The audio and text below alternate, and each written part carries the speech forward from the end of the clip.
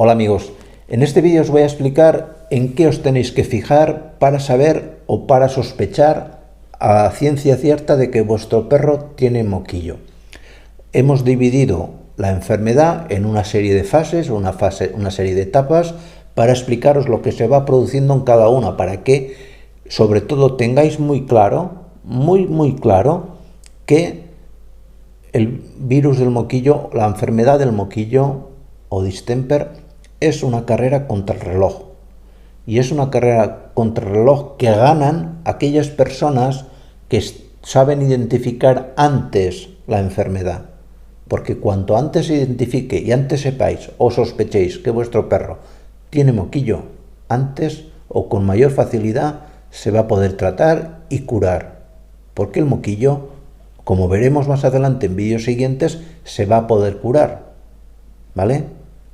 ¿Es muy mortal? Sí, pero si hacemos las cosas bien y a tiempo, esto es muy importante, bien y a tiempo lo vamos a poder curar. ¿De acuerdo? Pues mira, no me enrollo más y aquí en el vídeo os cuento en qué os tenéis que fijar.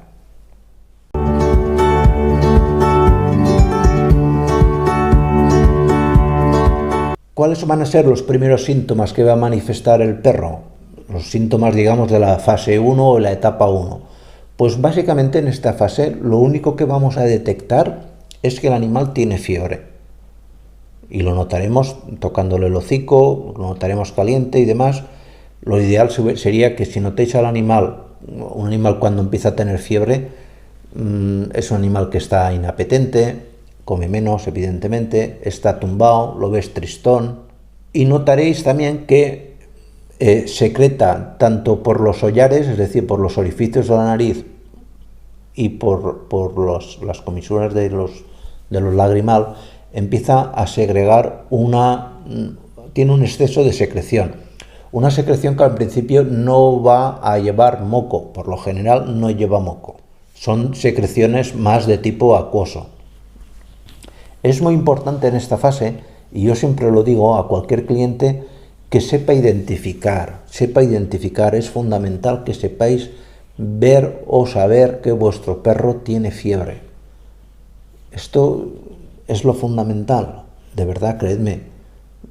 Si un cachorro tiene fiebre, ya hay que ir a por él, como sea, y vamos a ganar mucho tiempo. Ya luego en vídeos siguientes os explicaré lo que hay que hacer, pero a por él. Y si queréis saber cómo tiene fiebre, pues ya os digo, con un termómetro, o bien, bueno, aquí os pongo un vídeo, en esta parte de aquí arriba, sobre en qué os tenéis que fijar si un animal tiene fiebre y por lo que sea no tenéis un termómetro a mano. Hicimos ese vídeo, digamos, un poco para hacerlo más sencillito posible, ¿vale? Hablemos ahora de la segunda fase. En esta segunda fase notaremos que las secreciones que al principio eran más acuosas, en principio, al primero se ponen un poquito más amarillas y luego se hacen ya un poquito de tono más verdoso. Son secreciones que se llaman mucopurulentas. Esto es muy importante. ¿Por qué? Porque quiere decir que en esas secreciones ya hay contenido bacteriano. Ya se ha producido, junto con la entrada del virus, una infección bacteriana. ¿Vale? Veremos y os llamará mucho la atención que el cachorro en ese momento tendrá tos seca. Es muy característico, no acaba de exputar líquido, moco, pero tiene esa tos seca. Presentará también con mucha facilidad vómitos y diarreas, y si os fijáis en su vientre pueden aparecer como pustulitas con pus. Esto no se da en todos los cachorros, evidentemente, pero es algo que se ve con bastante facilidad. Luego tenemos en la tercera fase, esta es para mí una fase que yo llamo a nivel particular, no lo encontraréis por ahí, la fase traicionera, porque es una fase donde se produce siempre una ligera mejoría. El animal te dice el cliente, pues parece que está un poquito mejor. Yo diría que se ha curado, come ya bien. Esta fase, digamos que es un momento donde muchas bacterias que han aprovechado la entrada del virus para entrar también, que son bastante más puñeteras, por cierto, que el propio virus, se están multiplicando y todavía no dan sus síntomas. Lo que veremos en esta fase es algo muy claro al final de la misma, es que empiezan a haber ya problemas gastrointestinales y respiratorios, complicaciones respiratorias ya más graves. Podemos ver que el animal al final de esta fase empieza a respirar con más dificultad, como que se ahoga, que los vómitos y las diarreas que antes habíamos podido incluso llegar a cortar se dan con mayor profusión, y dices, bueno, es que no hace más que vomitar, que le doy, etcétera. La gente ya se empieza a preocupar porque ve que pensaba que se había mejorado el perro y no se ve. Luego pasamos ya, digamos, a la cuarta fase. En esta cuarta fase es cuando ya se empiezan a ver, en los casos ya casi siempre es una evolución de la primera. Hasta aquí, digamos, hasta llegar a esta fase, a estas tres primeras fases se les suele llamar moquillo respiratorio, para que lo sepáis, por si lo oís por ahí y demás. Y a partir de esta cuarta fase, o esta cuarta etapa de la enfermedad, ya empezamos a ver los síntomas nerviosos, con lo cual a la enfermedad se le denomina también moquillo nervioso. En esta fase nos encontramos que ocurre lo siguiente, que el virus como tiene un tropismo, es decir, tiene una afinidad, le gusta atacar, porque es un virus muy puñetero, no solamente a los ganglios linfáticos, que es por donde entró al principio, es donde se multiplicó, aquí en la retrofaringe, que os lo conté en el vídeo anterior. En esta fase lo que veréis es que el virus ha llegado a los nervios y sobre todo ataca no al nervio directamente, sino a la envoltura. Digamos que los nervios son como los cables de la luz, que va por dentro lo que es el propio nervio, digamos el cobre, el hilo de cobre, y va por fuera un plástico. Digamos que el plástico en veterinaria, en los nervios, es las vainas de mielina. La mielina es una sustancia que se fabrica básicamente a partir de vitamina B. Por eso, cuando hablemos del tratamiento, hablaremos de la importancia de la vitamina B.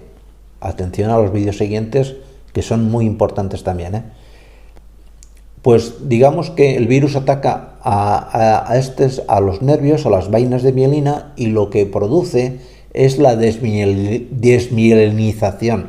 No me sale nunca la palabra. Es decir, que se rompe, básicamente, se rompe esa envoltura. ¿Y qué pasa cuando un cable de la luz está pelado? Que digo yo, que se pierde el plástico. Pues que hace contacto con todo lo que toca. Pues en los nervios pasa exactamente igual. Esto es como la vida misma. ¿Y qué síntomas se manifiestan? Pues lo que vamos a ver cuando el cable, es decir, cuando el nervio está pelado, son síntomas como, por ejemplo, mioclonos, es decir, que de repente pues él se le mueve un poco un músculo aquí en el lado del cuello, que le chirrían los dientes, que muerde con eso y le chirría. En las fases más avanzadas de en las etapas finales ya de esta fase, veréis que puede presentar un poco de cojera, que le tiembla la pierna. Son animales que tienen de por sí bastantes temblores. Llega, como veremos en la siguiente fase, a que tienen problemas graves ya para moverse. Observaréis también, muy relacionado con esto, que el animal babea, pero babea una cosa tremenda. Empiezan a babear. ¿Sabéis que hay razas que babean? Pues en este momento babeará mucho más. Va a ser un animal que tiene esas convulsiones, e incluso ya en el último momento notaréis que cuando está durmiendo incluso tiene dolor. El animal gime, esas convulsiones le duelen, porque es como cuando, si lo habéis oído, cuando es que me ha piscado un nervio, se me ha pellizcado un nervio. Pues digamos que el hecho de que el nervio esté pelado, que no tenga esa envoltura, provoca dolor, es algo muy doloroso. La encefalitis, es decir, la inflamación del cerebro que provoca el virus, conlleva la aparición de un dolor muy grave. Con lo cual tendréis que el animal se queja, tiene convulsiones y contracciones por todo su cuerpo. Y ya por último, en la quinta fase, en la quinta etapa digamos que es que todos esos síntomas nerviosos pues van más hacia adelante, empeoran. ¿Y cómo empeoran? Pues es bastante frecuente que si los animales llegan hasta esta fase, pues el nervio, por ejemplo, el nervio óptico se dañe. Y al dañarse el nervio óptico veréis que el animal pierde vista. Muchos animales con moquillo pierden la visión. Los problemas de andar se producen con mucha mayor facilidad. El animal, no os extrañe que ande en círculos y que tenga como ataques de epilepsia, ataques de convulsiones incontrolables. Es muy triste Y esto, pues hombre, la verdad es que cuando ves a un perro así no es santo de agrado de nadie, ¿no? Aparte de todos estos síntomas, hay lo que yo llamo otros síntomas. Y otros síntomas sobre todo que se dan a veces y a veces no. Y uno de los más característicos son los síntomas que afectan a la piel. La piel de un perro con moquillo también puede llamaros bastante la atención, porque pueden aparecer vesículas. Os contaba que en la primera fase a veces se ven vesículas de pus, en este caso se ve más agravado, pero lo que se ve con mayor frecuencia es lo que se llama hiperkeratosis. Y la hiperkeratosis no es más que la piel que se engruesa, la piel se hace más gorda. Si la piel tiene un grosor determinado, pues se hace como 3 o 4 veces más gorda. Se acumulan células de una encima de otra, ladrillos de piel. Esto se pone de manifiesto en dos sitios. En el hocico, que lo veréis como más seco, aparte por la fiebre, porque le ha crecido más piel sobre el hocico, lo veréis más agrietado, notaréis surcos en el hocico, esto es muy característico. Y luego en las patas se producen lo que se llama pododermatitis, es decir, que crece mucho el tejido de las patas. Entonces, cuando crece mucho es cuando a veces los humanos nos hacemos un callo en el talón, que el talón se agrieta. Pues imaginaros que las patas, las almohadillas de las patas aparecerán muy agrietadas. Esto es un problema también, porque al ir andando el perro y tener esas grietas, por ahí entran más bacterias y se infecta y todo el rollo, y bueno, hay que saber tratar y no es fácil. La pododermatitis es algo bastante doloroso. Y bueno, ahora en este siguiente vídeo que sigue a continuación os explico detalladamente qué remedios caseros podéis hacer servir en casa para, he titulado el vídeo, para curar la enfermedad. Hombre, de por sí hay que decirlo, no van a curar la enfermedad, pero sí que van a hacer que se cure mucho más fácil.